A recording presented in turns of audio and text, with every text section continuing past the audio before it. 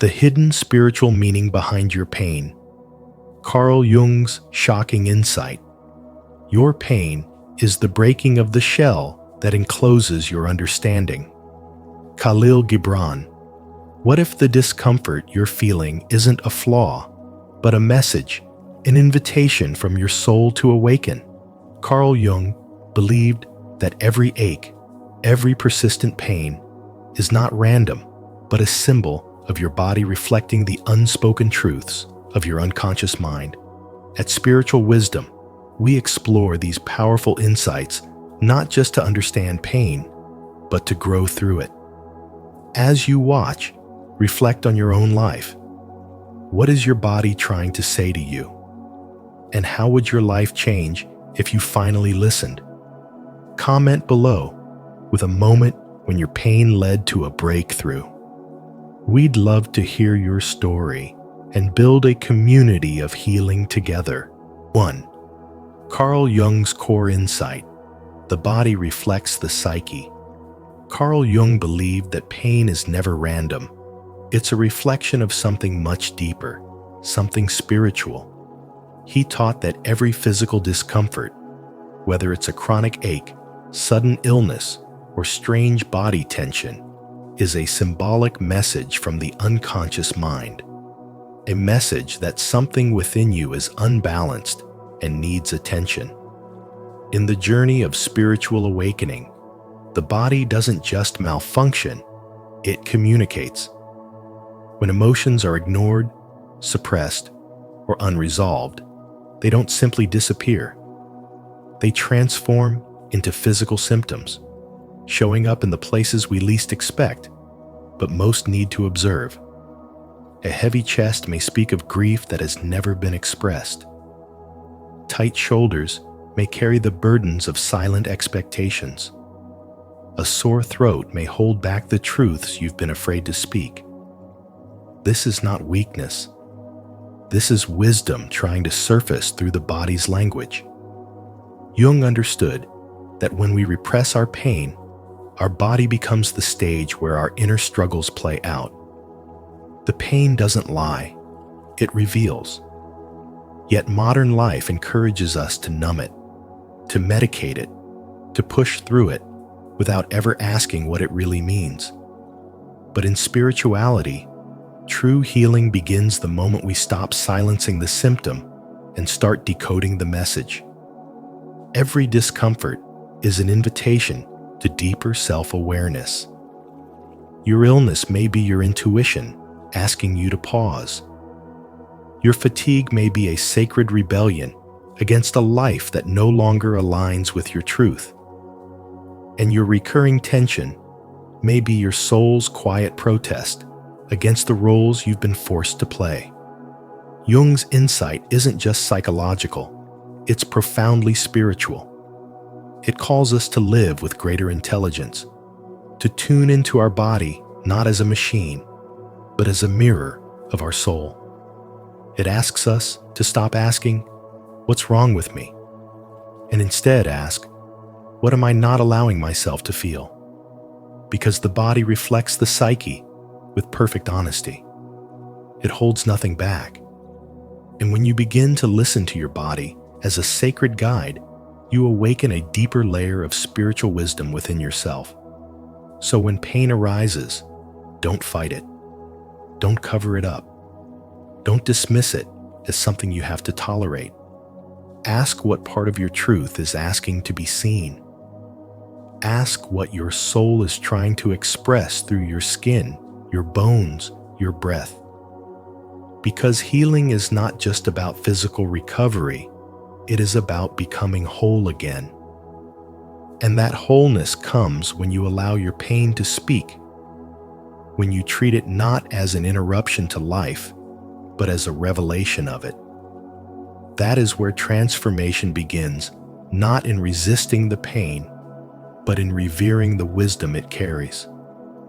If you're ready to explore the deeper connection between your pain and your soul, comment below, "I'm listening to my body," to show your commitment to inner healing and spiritual awakening.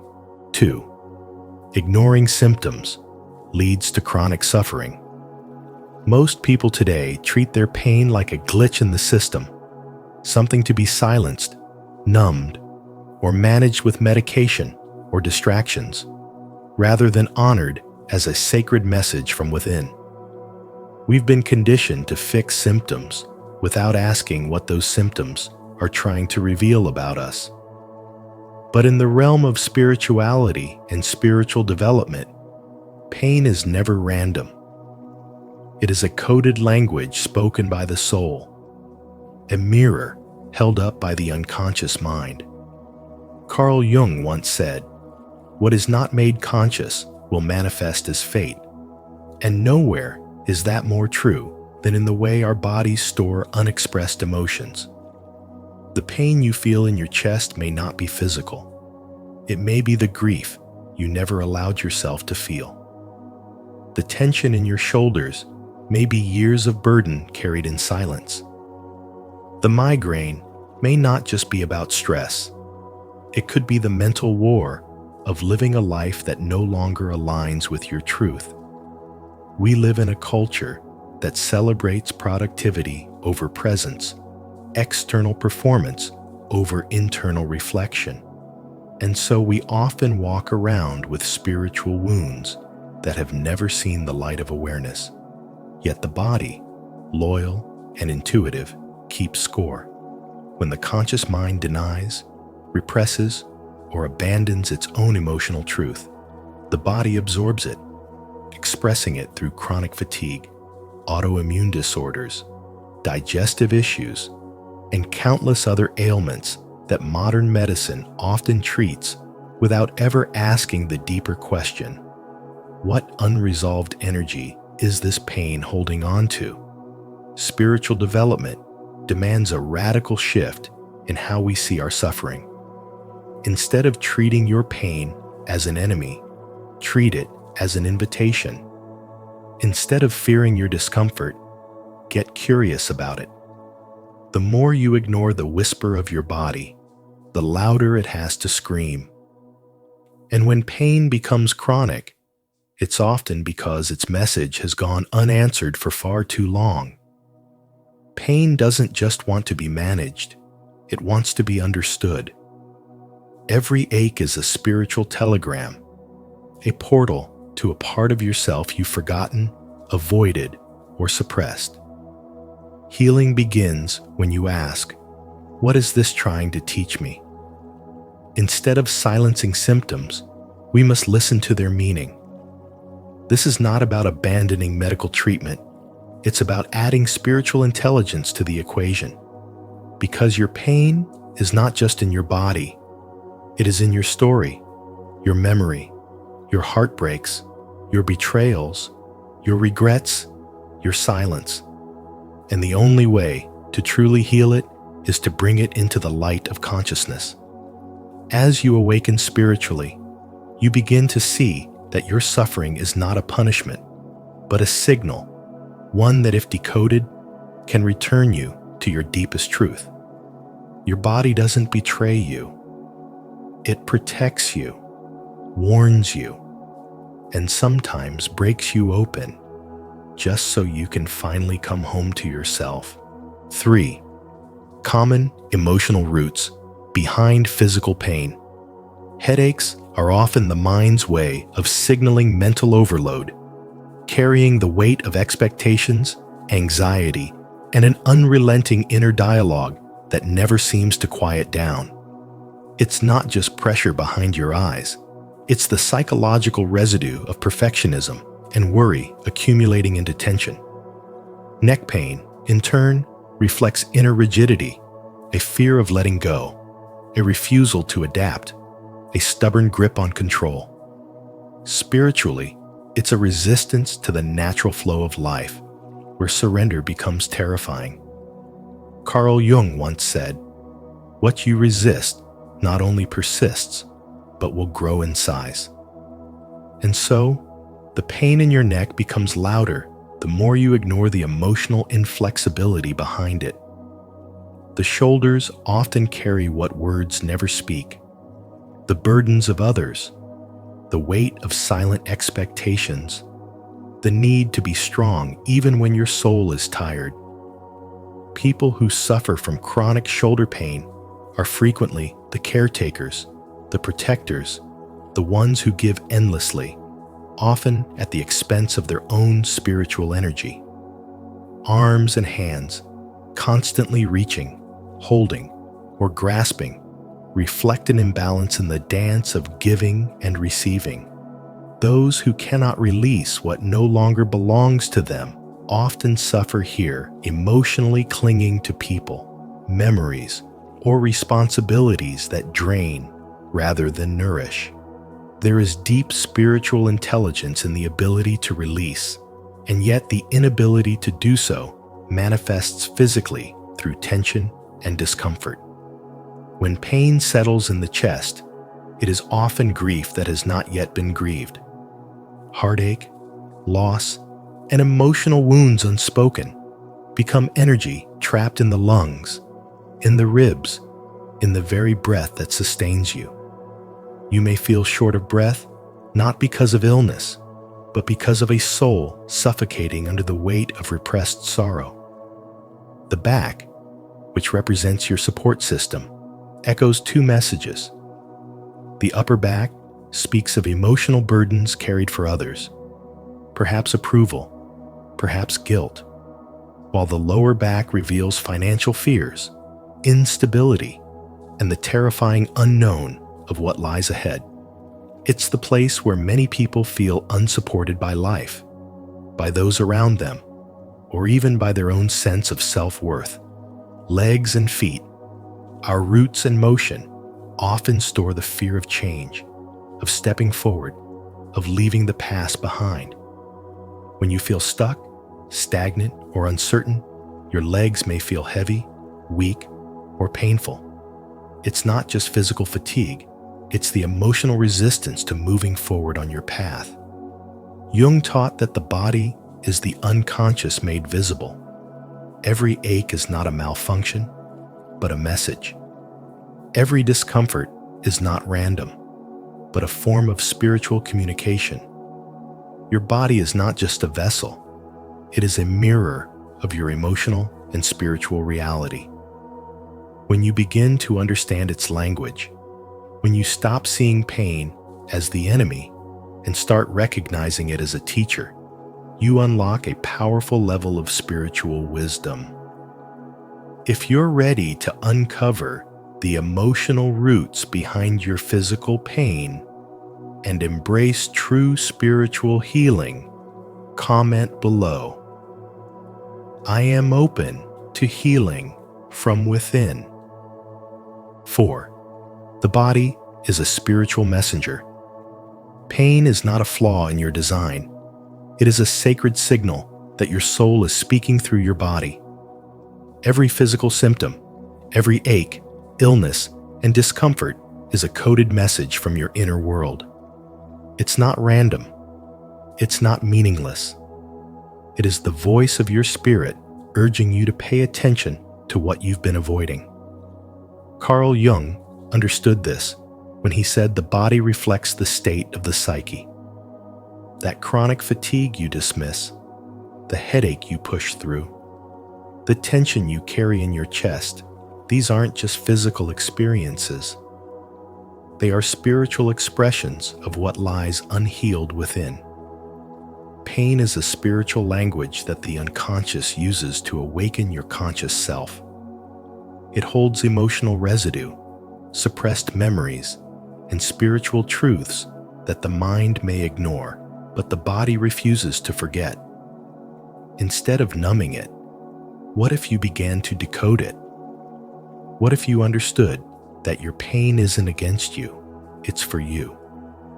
That it is a divine mirror showing you where your energy is blocked, where you've silenced your truth, where your soul is yearning for release. Healing doesn't start with a prescription. It begins with stillness, with listening, with courage to feel deeply. The moment you become still enough to ask, What is this pain trying to tell me? You step into a higher dimension of awareness. This is where spirituality meets biology.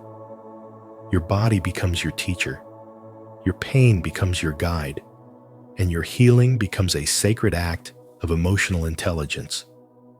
Modern life conditions us to treat the body like a machine and pain like a malfunction. But spiritually awakened living demands something deeper.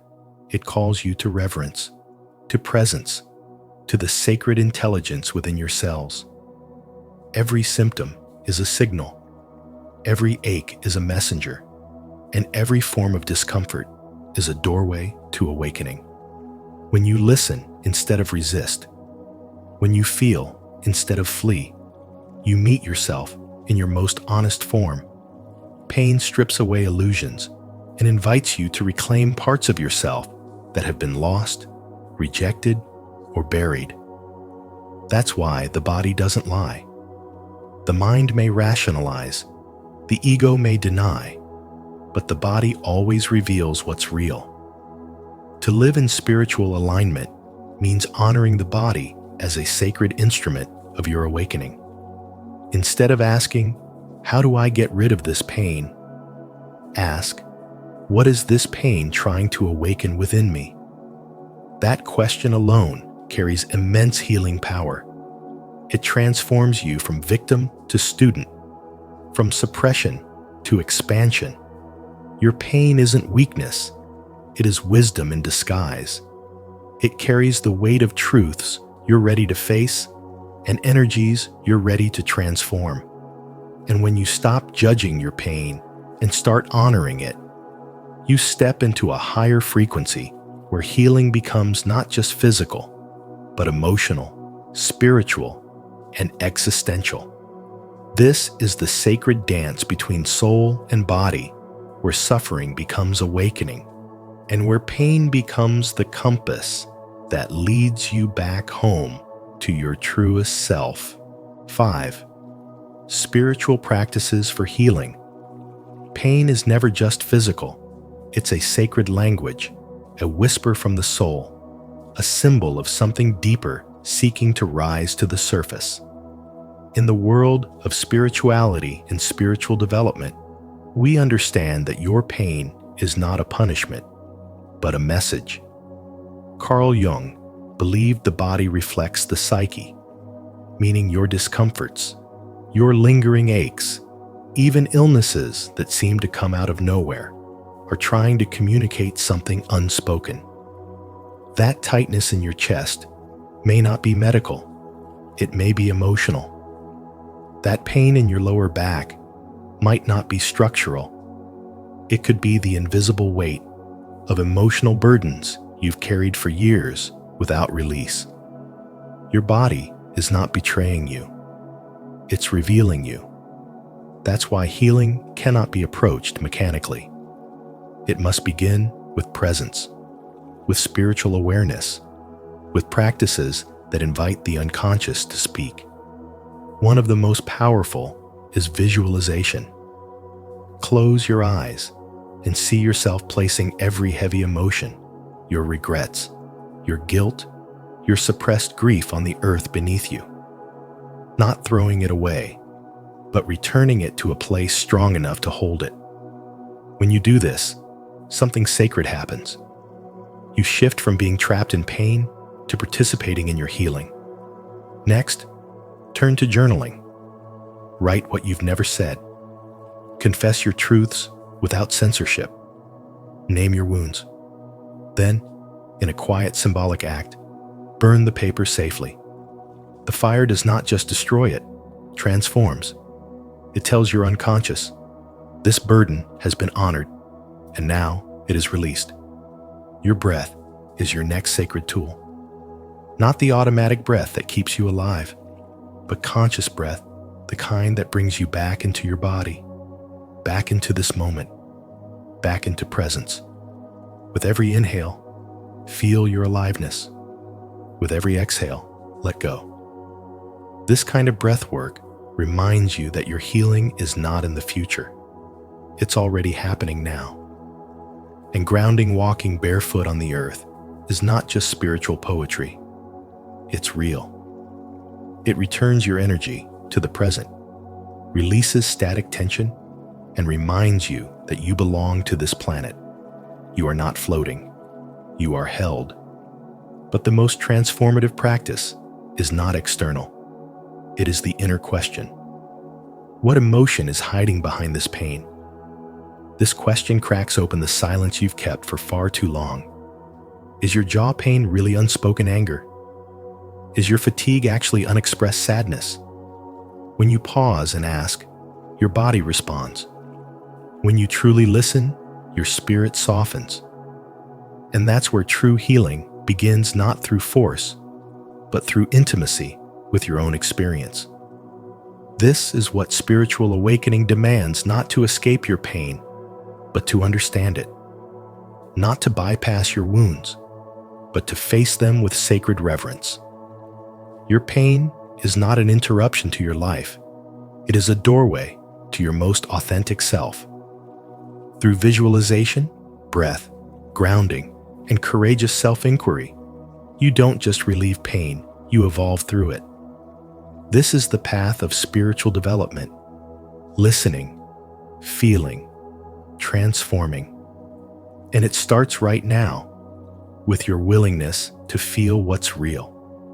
Leave a like and subscribe to our channel. And don't forget to turn on the notification bell so you never miss powerful insights like this. If you're ready to begin your spiritual healing journey, comment below. I deserve to heal and grow in divine wisdom. 6. Release is the key. Pain is never random. It's the soul's coded language, the whisper of the unconscious trying to get your attention before it has to scream. Carl Jung taught that what we repress doesn't vanish. It festers in the shadows, influencing our behaviors, emotions, and even our physical health until we are forced to face it. Your body, in its spiritual intelligence, becomes the messenger. A subtle ache, a chronic tension, or an unexplained illness often signals a deeper emotional blockage. These symptoms aren't meant to harm. They're meant to guide. They arise to restore inner balance, to push you toward the truth you've buried under years of distraction, fear, or denial. When you ignore your emotions, they don't dissolve. They embed themselves into your muscles, your nervous system, your breath. Spiritual wisdom invites you to see pain not as punishment, but as an invitation to release, to heal, to come home to yourself. Release, then, becomes the key. Letting go of repressed feelings is not a passive act. It's an intentional return to harmony. Whether you cry, write, reflect, or sit in stillness with your truth, you are performing a sacred ritual of emotional cleansing. These acts may seem small, but they carry tremendous power. They allow your energy to move again, your breath to deepen, and your spirit to feel seen. So many suffer, not because they are weak, but because they have never been taught how to release. Instead, they numb, they suppress, they distract. But true spiritual awakening asks you to feel, to lean in, not look away. When you do, you realize that healing doesn't require drama. It starts quietly, with the decision to listen. The body speaks in whispers. When those whispers are ignored, they become screams. And those screams of burnout, anxiety, and chronic pain aren't your enemy. They're feedback from a system that craves your attention. Carl Jung believed that the psyche communicates through symbols and symptoms, and if we develop the spiritual intelligence to listen, we can prevent deeper suffering. The longer you delay the inner conversation, the louder your body will cry out. But when you meet those cries with compassion instead of resistance, you break the cycle. You don't need to understand everything at once. You just need to start where you are tired, heartbroken, angry, confused, and offer it space to move, breathe, and be seen. Letting go doesn't mean forgetting or dismissing the past. It means no longer allowing it to define your energy. To release is to choose alignment over attachment, flow over control. As your emotional weight lifts, your inner clarity sharpens. You begin to see that pain was never meant to crush you. It was meant to awaken you. Through that awakening, your spirit expands, your perception deepens, and your intuition strengthens. The same pain that once haunted you becomes the very reason you rise with wisdom and grace. When you stop resisting your pain, you start reclaiming your power. And that power doesn't come from perfection. It comes from presence, from being honest, from being brave enough to feel. 7. Don't just treat symptoms, heal the cause. Medicine may soothe the body, but it is truth that heals the soul. When pain returns again and again, it isn't a coincidence, it's a signal that something deeper remains unresolved. The body becomes the messenger of a truth the mind has refused to face. In the realm of spirituality and spiritual awakening, we learn that no symptom is meaningless. Every ache, every discomfort, every wave of exhaustion is encoded with emotional intelligence, pointing not to a flaw, but to a forgotten feeling, an unprocessed memory, or a silenced truth. You can take medication, you can suppress the pain, but until you listen to the message behind it, healing will only be temporary. Carl Jung understood this deeply. He believed that symptoms were not errors, but symbols. The body expresses what the psyche represses. When we bury our grief, our guilt, our shame, or our fear, it doesn't disappear. It simply changes form. It moves into the body, seeking expression. Pain, then, becomes a sacred language. It is the unconscious trying to speak in the only way it knows how. And if we don't listen, it speaks louder. The shoulder tightens, the stomach knots, the breath shortens.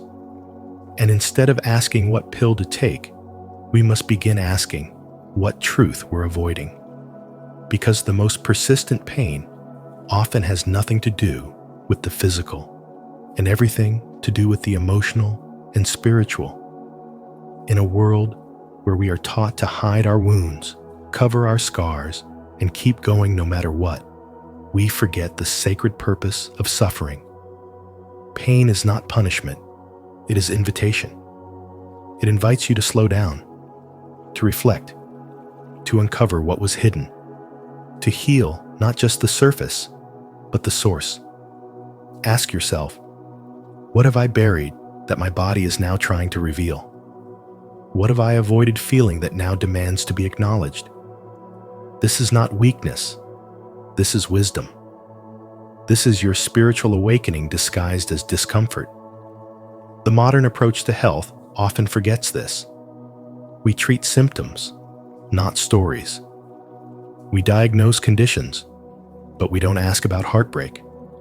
We prescribe pills, but we rarely ask about past wounds.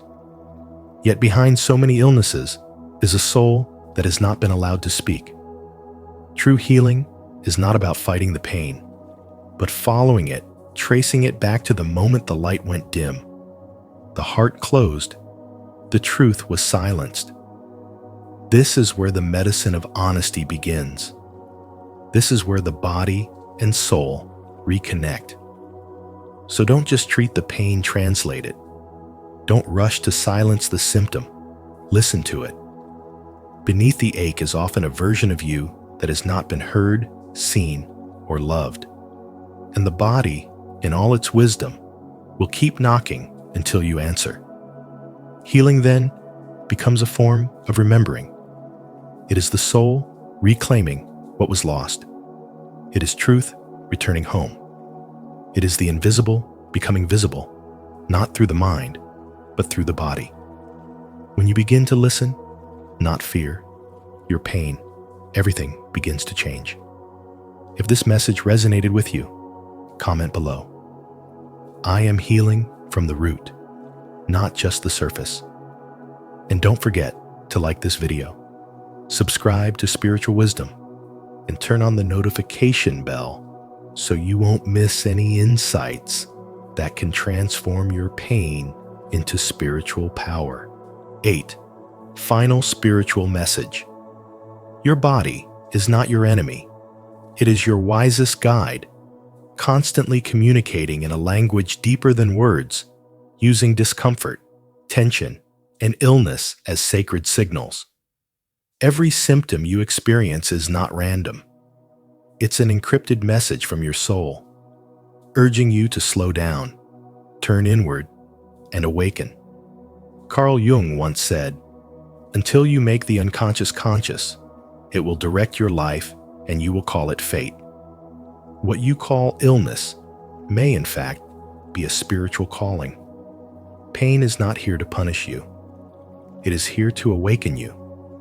It reveals where you're out of alignment, where you're suppressing emotions, where you've disconnected from your authentic self.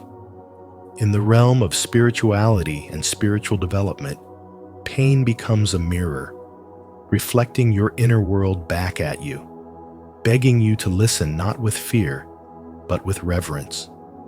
We live in a world that teaches us to fear pain, to silence it with pills, to numb it with distractions, or to treat it as something to eliminate. But true healing is not escape, it is presence. It requires the courage to sit in stillness and ask, what is this pain trying to tell me? Healing begins not when the symptoms vanish, but when you change the way you relate to them. When you stop resisting and start honoring what your body is revealing, you activate a deeper kind of intelligence, a spiritual wisdom that has always been within you. Pain becomes your teacher, guiding you toward truth, alignment, and inner liberation. That chronic backache, it may carry the burden of responsibility you never gave yourself permission to release. The headaches, perhaps the pressure of unspoken words or suppressed anger. The exhaustion, it might be your soul crying for rest in a life that no longer fits the shape of your spirit. Every discomfort is an invitation to transformation. Your body remembers what your mind tries to forget. It holds your grief in your chest, your heartbreak in your stomach, your suppressed rage in your jaw. When you ignore it, it speaks louder. But when you listen with compassion, something miraculous happens. It softens, it reveals, it heals. Spiritual development asks you not to bypass the pain, but to walk straight through it with eyes open and heart steady. This is not weakness. It is spiritual courage. And in that courage, you begin to reclaim pieces of yourself long buried under survival. You no longer see pain as punishment, but as a sacred compass pointing you home. So the next time your body whispers, don't drown it out, lean in. Ask what it needs and respond with care, not criticism. Remember, healing is not about perfection. It's about presence. It's not about becoming someone new, but remembering who you truly are beneath the noise, beneath the wounds, beneath the conditioning. Pain is not the end of your story. It is the sacred threshold to a higher chapter, one where spirituality is not just a practice, but a way of being, and where spiritual development is not just a concept, but a lived, embodied truth. And remember, the next time you experience pain, whether physical or emotional, pause and ask yourself, what is my soul trying to reveal to me? As Carl Jung once said, "Until you make the unconscious conscious, it will direct your life and you will call it fate." Don't ignore the wisdom hidden in your suffering. It may be the very path to your healing, your awakening, and your purpose. If this message resonated with you, please like this video, share it with someone who needs to hear it, and subscribe to Spiritual Wisdom. Don't forget to turn on the notification bell so you never miss another insight that could transform your journey. Carl Jung reveals why being single could be the smartest choice of your life. As Carl Jung once said, "The privilege of a lifetime is to become who you truly are." Too often, society convinces us that happiness only comes from being with someone else. But what if the greatest act of wisdom is choosing yourself first? In today's video on Spiritual Wisdom, we will uncover why being single may actually be the smartest choice of your life, and how embracing solitude can lead to deeper self-discovery, personal growth, and true happiness. Do you agree with Jung's perspective, or do you see relationships differently? Share your thoughts in the comments below, because your insight might inspire someone else's journey. 1. Love versus fear of loneliness. Much of what the world praises as love is, in truth, often a quiet fear of being alone, a disguise for an emptiness people would rather not face. From childhood, society whispers that worth is measured by whether you find someone to complete you, whether you can display to the world that you are wanted, desired, chosen. Yet when fear, rather than freedom, guides the heart, the relationship becomes a refuge from silence instead of a union of wholeness. In these cases, devotion is not born from abundance, but from avoidance, not from joy, but from the panic of solitude. It is here that Carl Jung's Spiritual Wisdom invites us to pause and question our own motives, to ask whether what we call love is truly love or merely dependency wrapped in comforting words. Relationships often become an escape route, a carefully constructed way of fleeing the stillness of our own soul. Two people may come together not out of fullness, but to cover the void inside each of them, using each other like bandages over unhealed wounds. And yet, as Jung reminds us, spirituality and spiritual awakening begin when you dare to sit with that void instead of fleeing from it. Solitude becomes a teacher, a mirror, a place where you are forced to confront the unmasked truth of who you are. When you allow yourself to dwell in silence, to hear the unspoken language of your inner life, you stop needing to drown it out with shallow companionship. This is why many of the deepest transformations happen not in the noise of love stories, but in the sacred stillness of being alone. Jung's most piercing question cuts through the illusions we so easily cling to.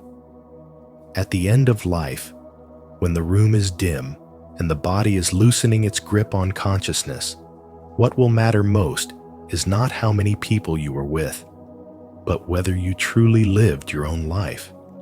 Did you walk your own path, or did you simply accompany someone else on theirs? This haunting image forces us to strip away excuses and confront the truth. We cannot take borrowed identities, borrowed dreams, or borrowed loves into eternity. Only the authenticity of our journey remains, and in that moment, the fear of being alone will reveal how much it has stolen from us if we let it guide our choices. In today's world, where social media parades picture-perfect relationships and dating apps offer instant validation, solitude is often painted as a flaw to fix. The pressure to prove love, to prove belonging pushes many into relationships not because their soul expands there, but because they cannot bear the silence of being unseen. Yet spiritual awakening requires rebellion against this conditioning. It asks you to look within and ask, am I choosing love because it liberates me or because it numbs me? Am I with this person because they reflect my wholeness or because they distract me from my emptiness? These questions are uncomfortable, but they are the doorway to wisdom. The truth is that solitude is not an absence, but a presence. It is the fertile ground where you learn to stand in your own light, to hear your own voice, to recognize that you are already complete. When you embrace solitude, you stop seeking someone to rescue you from yourself and begin to build a relationship with your own soul.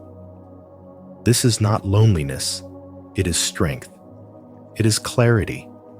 It is the foundation of true love. Only when you are whole within can love become an expansion instead of an escape. Jung's wisdom reminds us that fear-driven unions will always drain the spirit. But love, born of inner abundance, has the power to awaken and transform. And so, the greatest act of spirituality may not be finding another to complete you, but becoming so whole in yourself that when love finally comes, it is no longer about running away from loneliness, but about walking together in freedom. If you've ever felt the difference between love and the fear of loneliness, now is the time to claim your truth. Comment below, I choose love over fear, to affirm your commitment to living with courage and clarity. 2. The hidden cost of relationships. Culture glorifies love and relationships as the ultimate goal, yet Carl Jung's wisdom reveals a deeper truth. Behind the glitter of romance often lies a hidden cost that few are willing to acknowledge. In the pursuit of harmony, countless people bury their desires, abandon their dreams, and quietly betray themselves just to maintain the illusion of peace. What begins as passion frequently turns into dependency, a subtle chain that demands endless compromise until individuality fades into the background.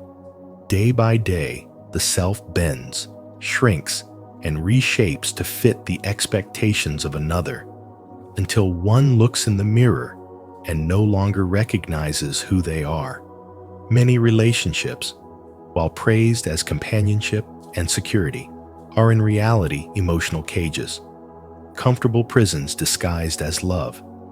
They promise peace, yet silence the soul. Jung understood that true spirituality and spiritual development are born not from conformity, but from authenticity, from the courage to listen to the inner voice that whispers of freedom and self-discovery.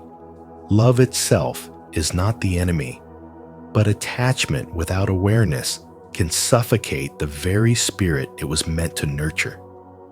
Look at the modern world, and you will see this pattern everywhere. Men and women remaining in jobs, friendships, or marriages not because they are fulfilled, but because they fear what solitude might reveal.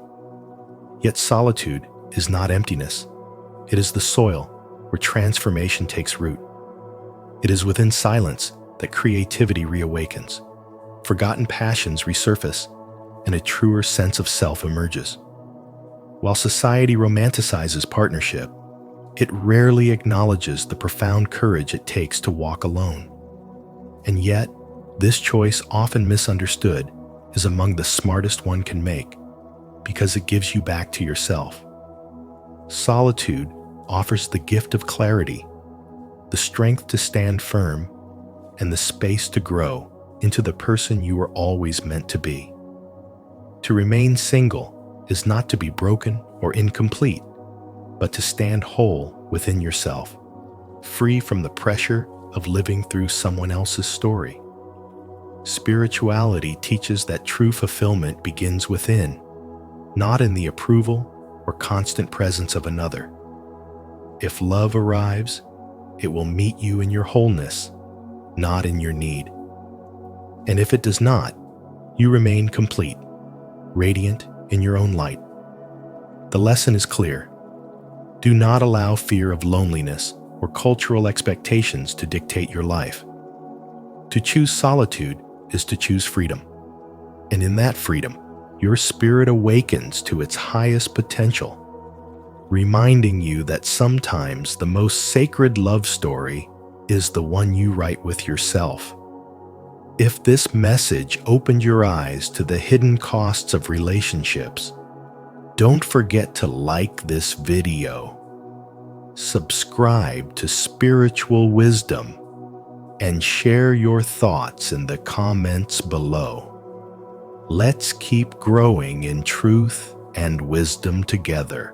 3. Solitude as radical freedom. Solitude is not emptiness, but radical freedom. The sacred ground where your true self finally has room to breathe and expand. When you step away from the noise of society's expectations and the constant pull of relationships, you discover the power of being alone, not as loneliness, but as liberation. Carl Jung taught that true individuation, the process of becoming whole, requires solitude, silence, and courage. Without them, you risk living a life written by others rather than authored by your own soul. The world often condemns solitude, labeling single people as incomplete. But in truth, solitude is the presence of self, a sacred container where intelligence and spiritual wisdom are given the space to flourish. As Henry David Thoreau reminded us, I never found the companion that was so companionable as solitude, showing that solitude is not isolation, but communion with the deepest essence of life. Society feeds us a script. Find a partner, build a home, share a life, grow old together. It is a story of safety and comfort, but Jung urged us to question, what if following this script blindly prevents us from ever discovering who we truly are? Solitude, then, becomes an act of courage, a rebellion against conformity, not to reject love, but to insist that love must begin within. In solitude, you are not lacking, you are whole. You allow yourself to hear the quiet call of intuition, to sit face to face with your fears, to understand your desires without interference. Nietzsche warned, "The individual has always had to struggle to keep from being overwhelmed by the tribe." To embrace solitude is to protect your authenticity from being drowned by the noise of the crowd. Within solitude lies the wellspring of creativity and intelligence. History's greatest thinkers, artists, and spiritual leaders chose silence because it sharpened thought and ignited imagination. Jung himself retreated into deep solitude, and from that silence emerged insights that transformed psychology forever. Solitude offers what relationships and constant chatter cannot: uninterrupted clarity. In that sacred stillness, your spiritual awakening begins. You discover that solitude is not punishment, but privilege, a place where you can integrate wounds, expand wisdom, and build a self strong enough to thrive in stillness instead of collapsing under loneliness. To embrace radical freedom, you must see solitude not as a void, but as fullness.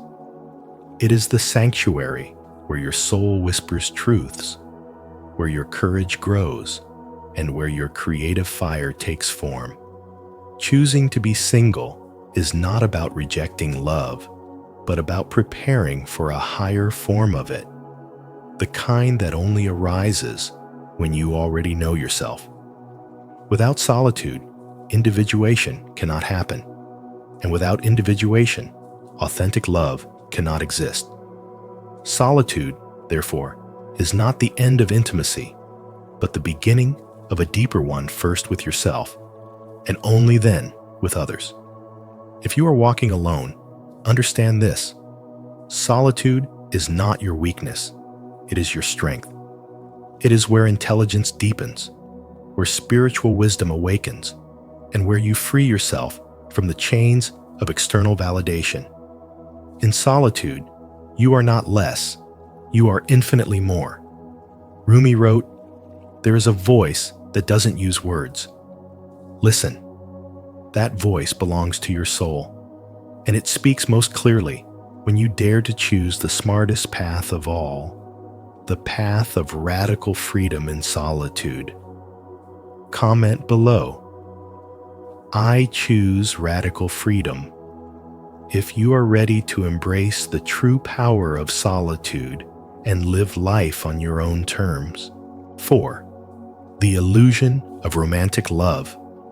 Love, for many, is less about genuine connection and more about a desperate attempt to escape loneliness. And Carl Jung reminds us that what most people call love is often nothing more than projection.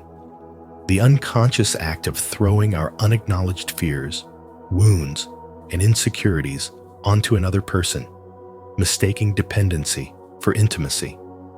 In truth, when people cling to a partner in fear of solitude, they are not practicing love, but avoiding themselves, creating a fragile bond that fractures as soon as reality no longer matches the fantasy they have built.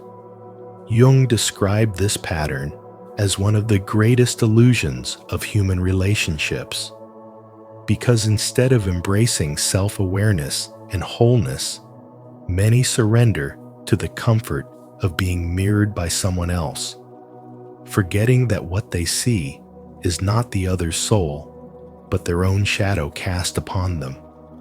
This kind of projection, while intoxicating at first, eventually fragments the self, fostering dependency and stripping away freedom, which leads not to fulfillment, but to emptiness, resentment, and spiritual disconnection.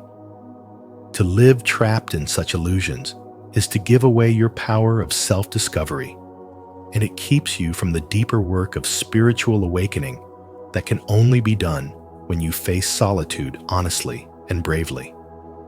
Jung instead emphasized a higher form of love, what he called amor fati, the love of one's fate, one's destiny, and one's unique path. Rather than seeking completion in another, true love is found in the acceptance and even reverence of your own journey, with all its trials, mysteries, and transformations. To practice amor fati is to understand that your destiny is not something to run from by fusing yourself with another person's life, but something to embrace with courage, knowing that even suffering, rejection, or solitude serves a purpose in your unfolding. In a world that constantly glorifies romantic fusion, where movies, songs, and even social expectations tell you that happiness is found only when you find your other half, Jung's wisdom feels almost revolutionary.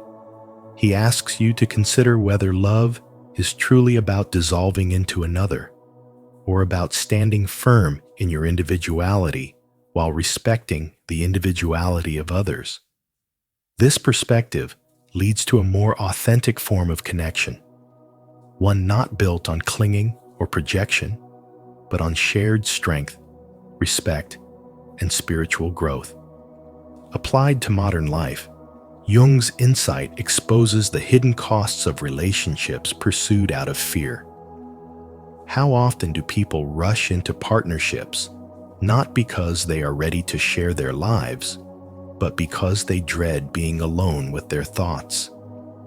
Social media amplifies this illusion, presenting highlight reels of perfect couples that pressure you into believing you are incomplete without someone else. But if spirituality teaches us anything, it is that true awakening begins not in the arms of another, but in the depths of your own soul. The ability to sit with yourself, to face your insecurities without distraction, and to cultivate inner peace is a sign of intelligence and maturity. It allows you to enter relationships not from desperation, but from fullness, transforming love from an escape into an offering. As Jung himself said, the meeting of two personalities is like the contact of two chemical substances. If there is any reaction, both are transformed. Real transformation cannot happen if one partner is merely serving as a mirror for the other's wounds. It happens when two whole individuals meet and awaken something higher within each other. 5. Marriage as containment. Marriage has often been upheld as a symbol of security and stability, built upon repetition, comfort, and routine. Yet Carl Jung warned that these very qualities can become dangerous for a creative spirit seeking freedom, originality, and spiritual development.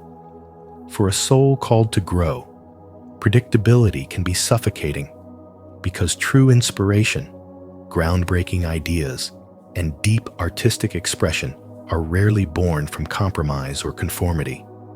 They are born from silence, solitude, and even the chaos of the unknown. Jung himself chose solitude not out of rejection of love, but out of devotion to the inner journey, understanding that the deepest truths of the psyche and the sparks of creativity reveal themselves only when one dares to face oneself without distraction. Solitude, to him, was not emptiness, but a sacred container where spirituality unfolds and the unconscious whispers its secrets, where shadows can be confronted and the authentic self can emerge in its raw, unfiltered power. In contrast, the traditional framework of marriage often risks becoming a containment chamber, where the individual unconsciously trades authenticity for comfort, passion for predictability, and spiritual awakening for social approval. When life becomes governed by stability at all costs, the fire of self-discovery dims, and the higher calling of the soul is postponed in the name of security. This is why Jung asked us to consider whether we are truly living our own lives or merely following a script written by tradition and reinforced by society. If you look deeply, you may recognize that the moments when you felt most alive were not when you were following rules, but when you were listening to the quiet voice of your own soul, often in solitude. In today's world, where we are constantly pressured to pair up, to see singleness as failure and marriage as the ultimate achievement, Jung's message is radical but liberating. What if being single is not a lack, but a strength? What if it is not loneliness, but liberation? Not emptiness, but expansion? Choosing solitude grants you the chance to explore your passions without dilution, to listen to your inner voice without interruption, and to cultivate spiritual clarity that constant compromise can never allow. It is in solitude that spirituality deepens, that creativity awakens, and that the individual learns to stand fully in their own light. By walking this path, you grant yourself the freedom to develop your mind, strengthen your spirit, and shape a life aligned with your truest essence. This is why being single, far from being a weakness, can be one of the smartest decisions of your life. It creates space for growth, courage, and authentic living. The lesson is not to reject connection, but to understand that no relationship should ever serve as a cage. Your highest companion is your awakened soul. And once you learn to stand in that truth, you will no longer settle for containment, but instead live a life free, creative, and spiritually alive. Leave your likes and subscribe to our channel. And don't forget to activate the notification bell so you never miss insightful content like this. Share your voice in the comments by declaring, "I choose freedom over containment," to affirm your journey toward wisdom and authentic living. 6. The creative power of aloneness. Being single is often misunderstood as a state of emptiness. Yet Carl Jung and other great minds revealed that solitude is one of the smartest choices you can make because it allows the mind to expand freely without interruption or the constant noise of compromise. In solitude, your intelligence is no longer scattered across emotional negotiations or drained by daily demands. Instead, it becomes focused, powerful, and deeply creative.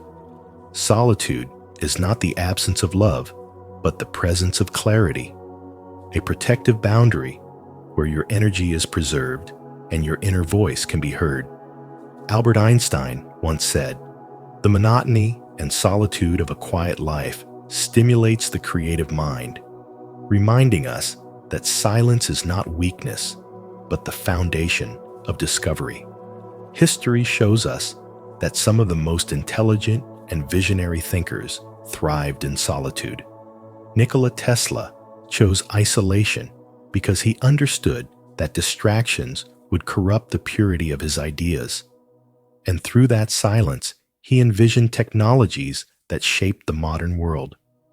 Albert Camus, too, embraced solitude as the soil from which his philosophy grew, producing works that challenged society and redefined meaning itself. Einstein, Tesla, Camus, they were not escaping loneliness, but stepping into presence, a state where spiritual wisdom and creativity flourish unchallenged. Being single, then, is not about what you lack, but about what you gain. The ability to be fully present with your own consciousness and to cultivate intelligence without compromise. Carl Jung taught that individuality is often lost in the collective, and the true work of the soul begins when one dares to step away from the crowd. Solitude offers that opportunity. It allows you to turn inward, to examine your own depths, to meet your shadow, and to awaken to the archetypal wisdom that lies beneath ordinary awareness. Jung reminded us, "Who looks outside dreams. Who looks inside awakes." In your aloneness, you are not running from connection, but awakening to a higher form of it. Connection with yourself, your unconscious, and the timeless patterns that guide human life. This is spiritual awakening in its truest form. The courage to sit with yourself and to find meaning not in the validation of others, but in the intelligence that rises from silence. When you embrace being single, solitude becomes a workshop for your soul. It sharpens your perception, fuels your creativity, and teaches you to stand strong in authenticity. In a world that demands constant companionship and social proof, the choice to remain alone becomes an act of intelligence, a declaration that your energy will not be wasted on superficial attachments. Solitude is where spiritual wisdom is cultivated. It is where you learn to trust your intuition, follow your inner guidance, and align with a purpose that transcends the ordinary. The quiet mind becomes the birthplace of profound insights, lasting transformation, and ideas powerful enough to shift the world. To be single is not to be incomplete. It is to be free, unbounded, and in alignment with your deepest self. Like Jung, Einstein, Tesla, and Camus, you too can choose the sacred path of solitude, not as an escape, but as a commitment to your intelligence and your awakening. When you stop fearing silence and start embracing it, you discover that solitude is not a void. It is the richest space for growth, wisdom, and creation, and perhaps the smartest decision you will ever make. 7. Freedom versus adaptation. Most people call adaptation peace, but what they really mean is surrender. Because the moment you silence your truth to fit into society's expectations, you are no longer at peace with yourself, you are simply complying. Carl Jung revealed that this kind of false harmony is dangerous to the soul, for it erases individuality and forces you into a mold that was never yours to begin with. Real freedom, on the other hand, is not soft or comfortable. It is dangerous because it disrupts the illusions people rely on. It is lonely because few dare to walk that path, and it is misunderstood because most people fear what they cannot control. Yet within that difficulty lies something priceless: wholeness and sovereignty. To choose freedom is to choose authenticity, and authenticity is the seed of spiritual awakening.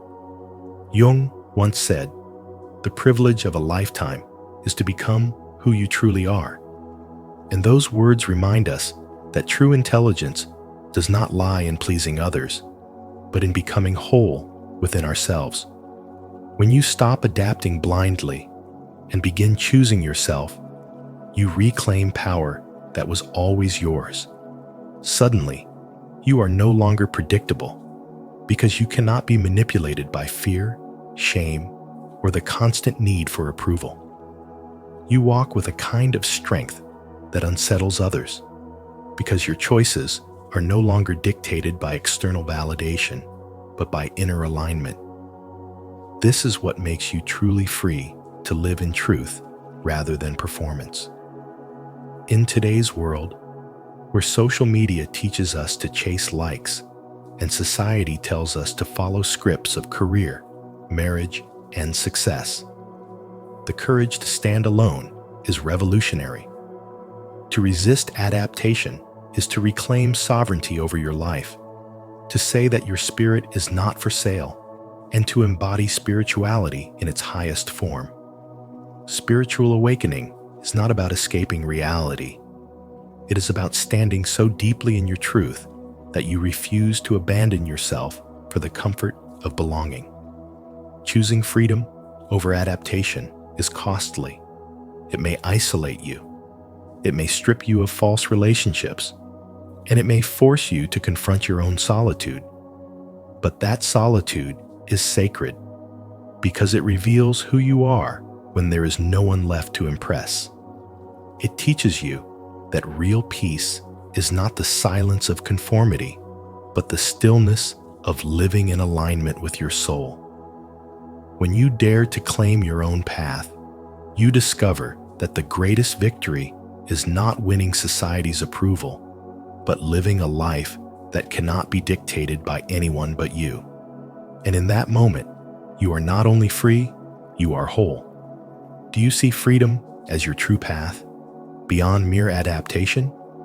If you do, declare it boldly in the comments. I choose freedom over adaptation. And don't forget to like, share, and subscribe to Spiritual Wisdom so you never miss more empowering insights like this. 8. Becoming whole. Becoming whole is the highest expression of love you can give yourself, because true growth begins when you refuse to abandon your own essence, when you no longer sacrifice your inner truth for fleeting approval or shallow connection.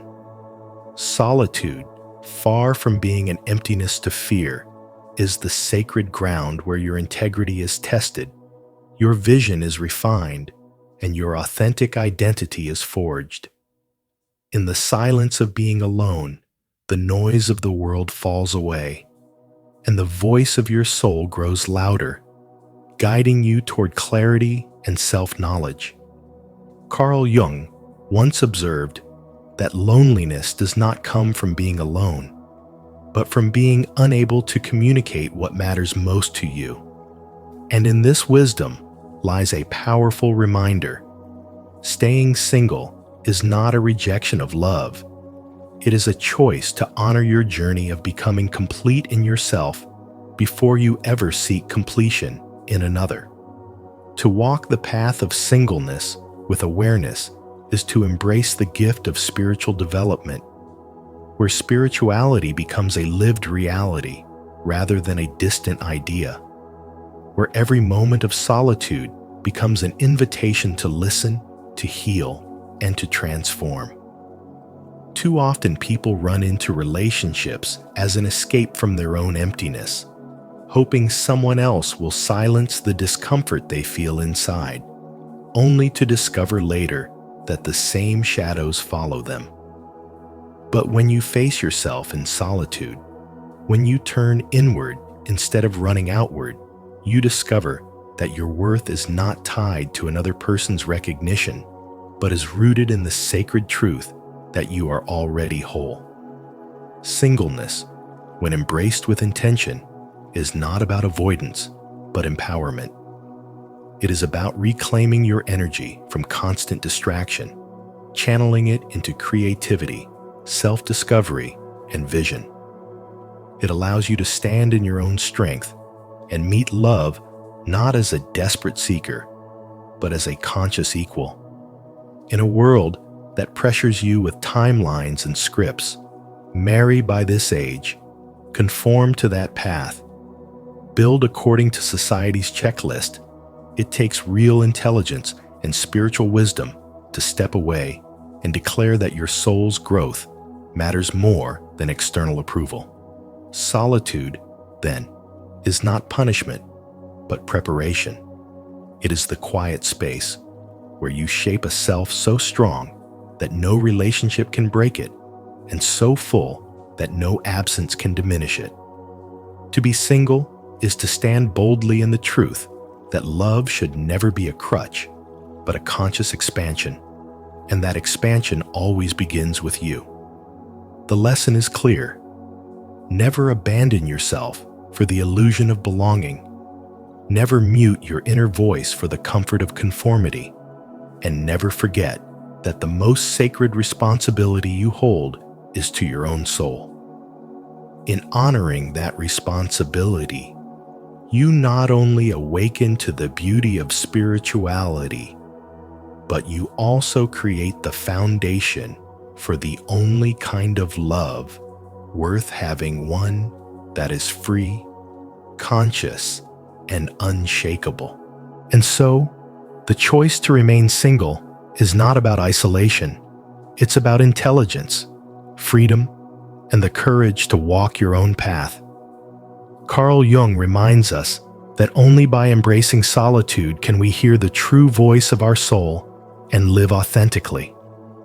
If this message resonates with you, don't keep it to yourself and share it with others who may need this wisdom. And before you go, remember to like this video, subscribe to Spiritual Wisdom, and turn on the notification bell so you never miss our upcoming insights into the deeper truths of life.